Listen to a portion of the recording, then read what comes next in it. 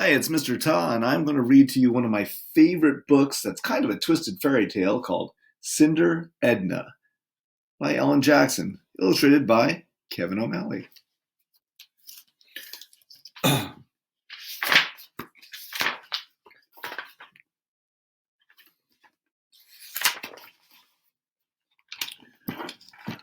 Once upon a time, there were two girls who lived next door to each other. You may have heard of the first one. Her name was Cinderella. Poor Cinderella was forced to work from morning till night, cooking and scrubbing pots and pans and picking up after her cruel stepmother and wicked stepsisters. When her work was done, she sat among the cinders to keep warm, thinking about all her troubles.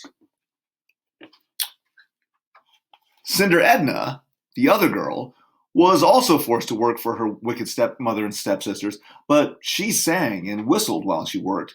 Moreover, she had learned a thing or two from doing all that housework, such as how to make tuna casserole 16 different ways and how to get spots off everything, from rugs to ladybugs.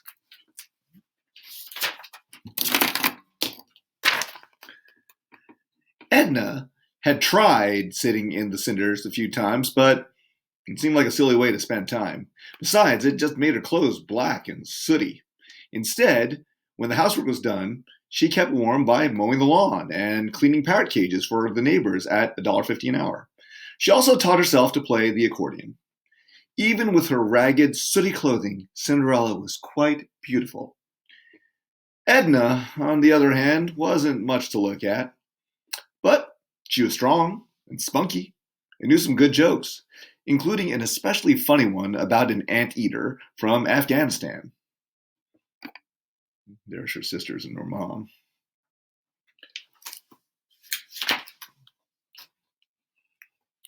Now, one day, the king announced that he would give a ball and that all the ladies of the land were invited.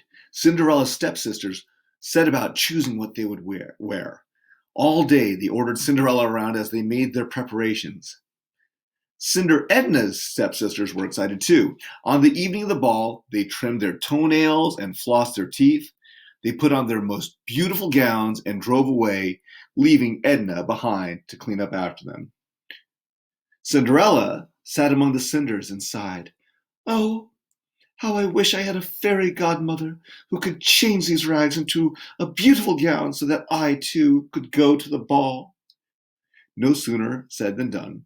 Cinderella did have a fairy godmother, and she just happened to be passing by. With a wave of her magic wand, she changed Cinderella's rags into a beautiful gown. On Cinderella's incredibly tiny feet appeared a pair of dainty glass slippers. Cinder Edna didn't believe in fairy godmothers. Instead, she had used her cage cleaning money to put a dress on layaway for just these kinds of occasions. "And my comfortable loafers will be perfect for dancing," she said as she slipped them onto her feet.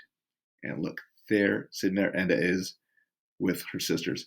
And look, way off in the distance, out in the window, oop, there's the fairy godmother off to help Cinderella.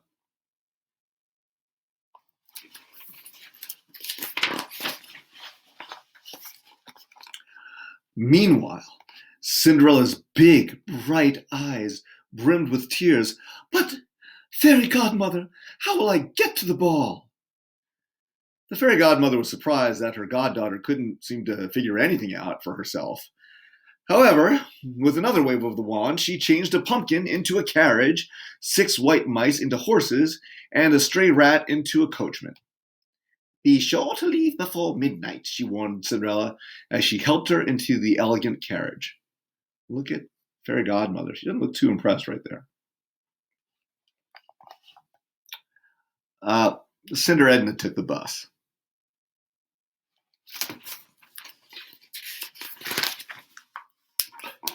When Cinderella arrived at the ball, everyone thought she was a princess. The king's son Randolph was taken with her great beauty. He asked her to dance, but Cinderella could only sway a bit to the music. She was afraid of mussing her hair.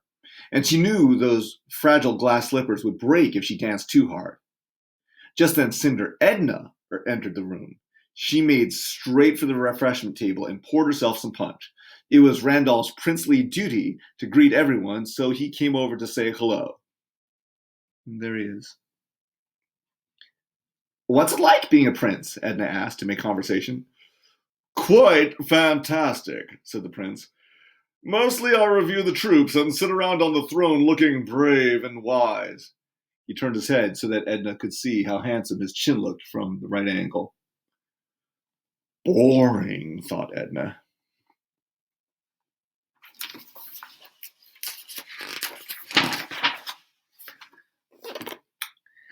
Excuse me, but we recycle plastic around here, said a little man with glasses and a warm smile.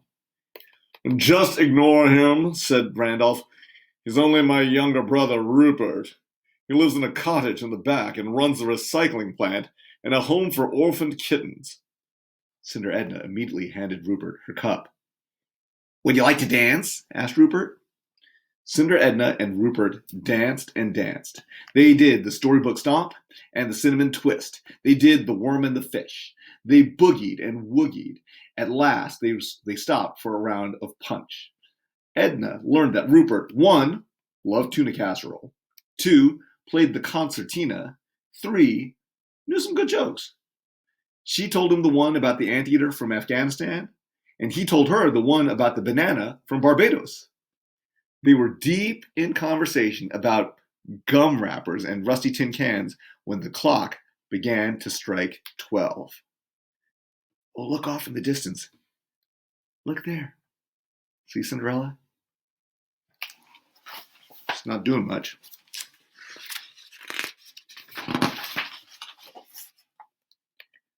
Oh! Cried Cinderella, running for the door. The magic spell disappears at midnight. Uh-oh, cried Cinder Edna, running for the door. The buses stopped running at midnight. Randolph and Rupert ran after the two girls. Wait, wait, they called, but it was too late. As the girls vanished into the night, the two princes ran smack dab into each other on the palace steps. Uh-oh. Whap! They landed with a thud. Rupert's glasses went flying and broke into a million pieces on the cement. Look what you made me do, said Randolph. Now she's gone, the only girl I ever loved. Well, didn't you get her name? Asked Rupert impatiently. The one I love is named Edna. Gee, I forgot to ask, said Randolph, scratching his head. As Rupert got up, he stumbled over something. When he leaned close to look, he saw two shoes lying side by side on the steps. One was a scuffed-up loafer. The other was a dainty glass slipper. These definitely should be recycled, he said. And look, do you see off in the distance? Do you see how the girls are getting home? Looks like Edna's just about to make her bus.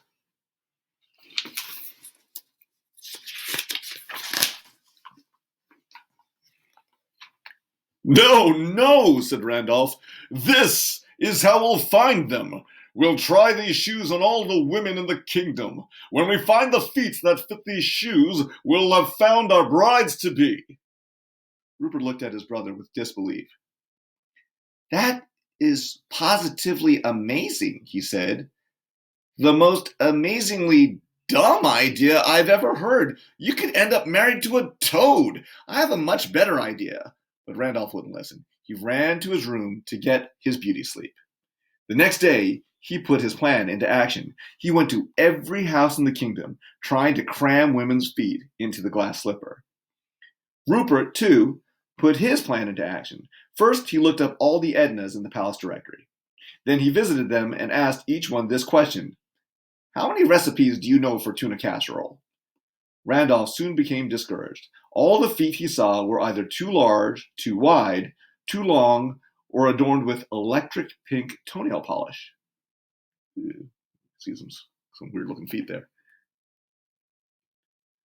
Like Rupert doesn't seem all that impressed with what Randolph's doing.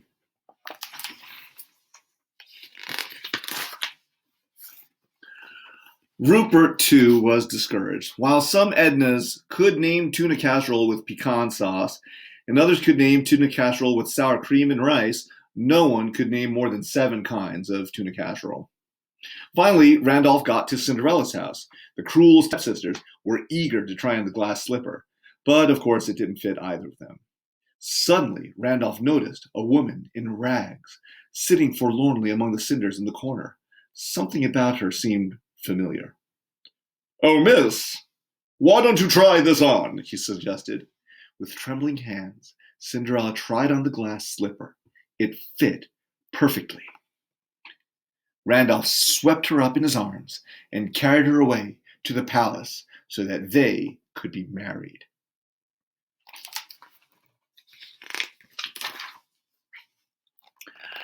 Meanwhile, Rupert reached Cinder Edna's house. Her wicked stepsisters wanted to try on the loafer, but Rupert wouldn't let them because they weren't named Edna. At that moment, Cinder Edna came in from mowing the lawn. Her heart almost stopped when she saw Rupert. He blinked nearsightedly at her. Without his glasses, Cinder Edna looked something like a large plate of mashed potatoes.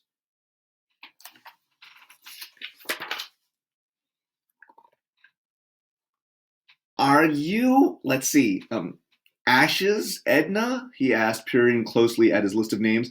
"No, I already talked to her." He wasn't sure these Ednas with an extra name counted, but he had already tried the just plain Ednas. "Cinder Edna," she said. "Oh, well, can you name 16 different kinds of tuna casserole?" "Of course," she said, and she began to name them. She rattled off 15 different kinds, including tuna casserole with pickled pig's feet, and then she stopped. What was that last one, anyway? "Only 15, said Rupert, turning to go. "Well, maybe I can't name 16 kinds of tuna casserole," said Edna, "but I do know a great joke about a kangaroo from Kalamazoo." Rupert stopped in his tracks. "My love," he said. He gave her a kiss. "Will you marry me?"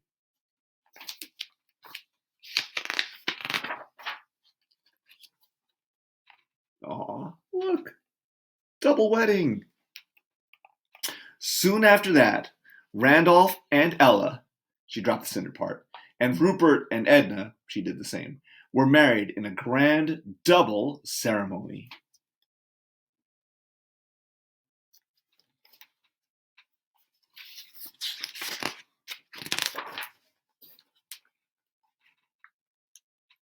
So, the girl who had once been known as Cinderella ended up in a big palace. During the day, she went to endless ceremonies and listened to dozens of speeches by His Highness the Grand Archduke of Lotharingia and the Second Deputy Under Assistant of Underwear. And at night, she sat by the fire with nothing to look at but her husband's perfect profile, while he talked endlessly of troops, parade formations, and uniform buttons.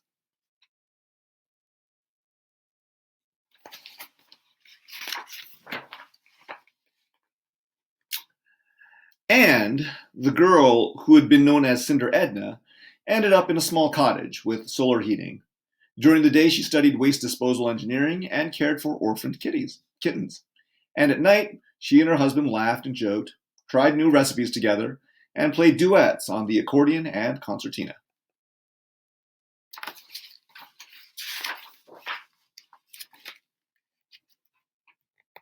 Guess who lived happily ever after?